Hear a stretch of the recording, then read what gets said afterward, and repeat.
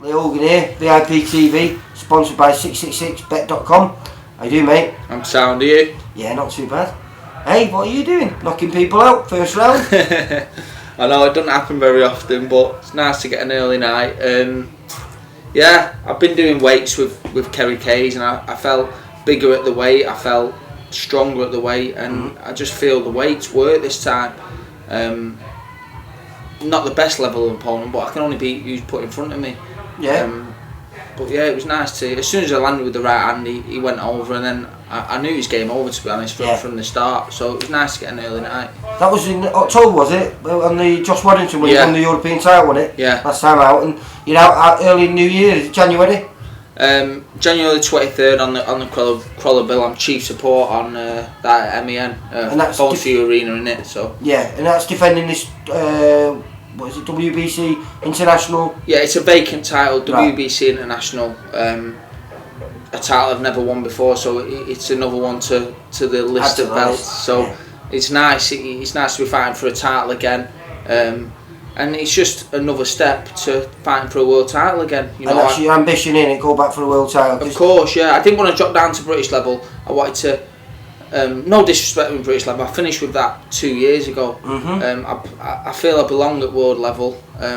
Whether I can win a world title or not is, questionable, but I'm going to do my best to do that. I think with the right level opponent, with the right sort of opponent, I'll win a world title. Yeah. Well, I mean, we spoke after it, I think it was when we was interviewing you, just at the press conference for your last fight, and you said to yourself, you didn't feel like you performed to your best, but what you could perform to, and that's why you want to continue, because you wouldn't mind getting beat if you knew you fought your best. Yeah. It wasn't your best, and so you feel like you deserve to show that, and you need a second chance to do that. Well, that was my only regret, my performance. There's no doubt I probably would have been beat on the night, but I didn't step up to the occasion. I didn't rise to the occasion like I thought I was going to. I promised so many things, and I made people believe I was going to go over there and win the fight, and I honestly did believe I was going to win. But when I got in there, I froze. I was like a rabbit in headlights, and I just didn't perform. Yeah. So that's my only regret. So I want one more last shot at trying to win a world title.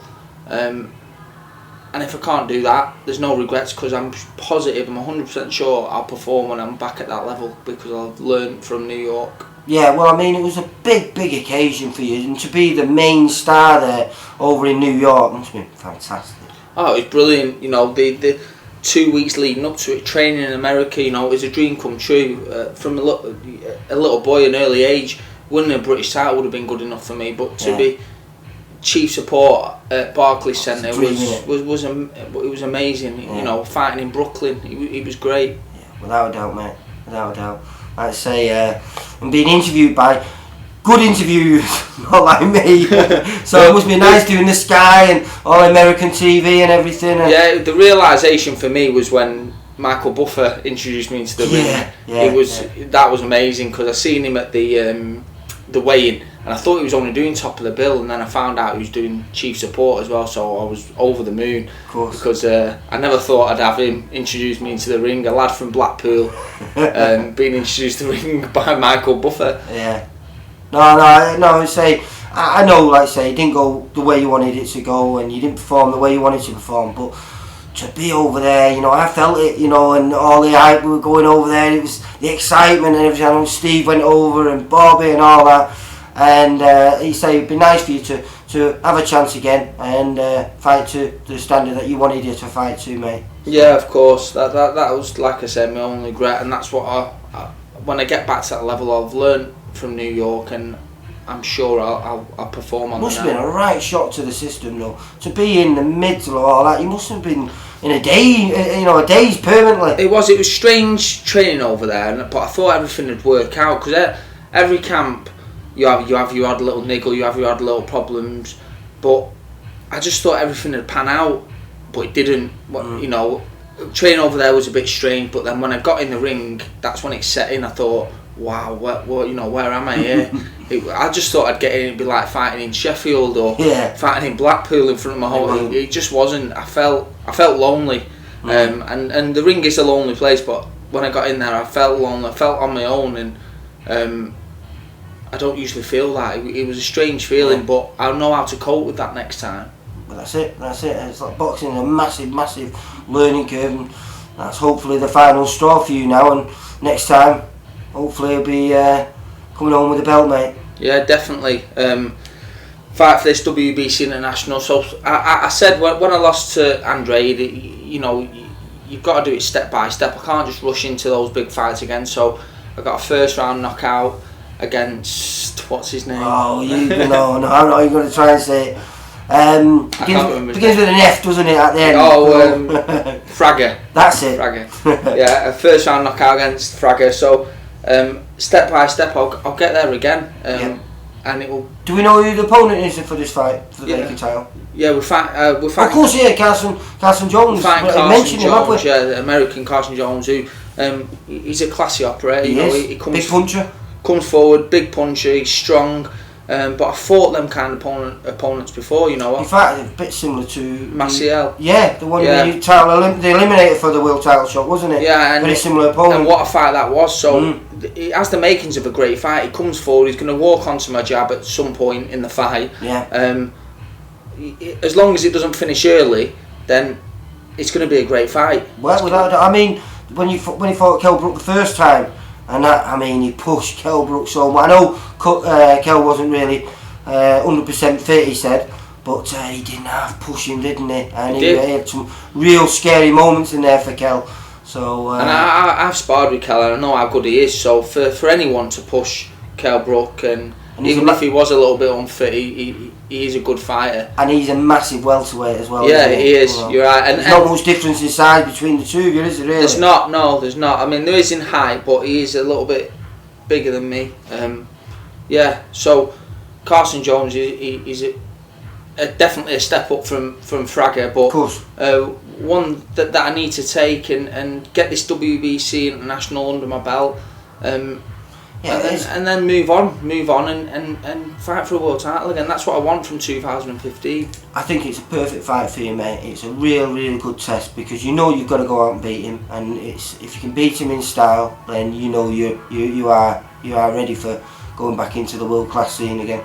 Yeah, well, definitely. I know I belong at. He's that stepping stone to it, isn't he? He is. I know I belong at world. He's a world class journeyman stepping stone. If you know what I mean. Now that's he is. The way he is, and if you're not on your A game, you know this kid will give you a lot of trouble.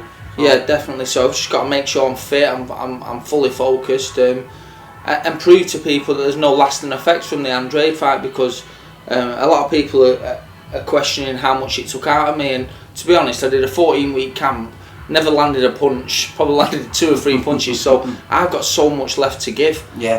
And I proved that last fight. I actually wanted him to stay on his feet so that I could show how fit, how strong, and how much I've improved and how much I've learned from the Andrade fight, because I'm sure I'm going to have to show this against Carson Jones, show how much I've got left, and I'm going to prove to people that I've got no lasting effects. Right, well, I'm really looking forward to this time out, mate, because I missed it last time, and I think most other people would have missed it last time if they would have blinked. And a right hand for you to finish the job with a right hand. It's usually all jab. Yeah, but I've been working on right hands in the gym, throwing different kind of rounds. The thing with me, I need to be a little bit more wilder. As daft as it sounds, I do everything too correct. I don't like missing. But I've realised now that it doesn't matter if you miss. You know, if you miss 1 or 2 out of 5 or 6 punches, then you're getting me one in the end. So that's what I've got to realise. Not be too correct and just let my shots go a little bit more. And that's what I'm going to do. I'm just going to let it all go now because I've got so much more left to give. This is like hopefully your purple patch, mate. Just finish off on a big storm there and go out with the titles that you want to go out with, mate. So I'm really looking forward to it, mate. And you've got your little kid due any moment. Yeah, I've got a little boy that's 3, and my missus was due yesterday. Yeah. So I'm on pins at the moment. So Christmas is going to be tough for you then, mate. Well, it's going to be great. To be honest, I'm training all over Christmas and dieting, so it means I won't miss any of them opening the presents, will it? Which is great. I won't be waking up with an hangover. I won't be. So it's going to be a great Christmas because Oscar understands it now. You know, yeah. You can threaten him with Santa if he's being naughty and that. So yeah, I'm really looking forward to Christmas because I know I can enjoy it with my kids and my family. Well, listen, have a great Christmas, great New Year, and hopefully, like I say, come back with another big win.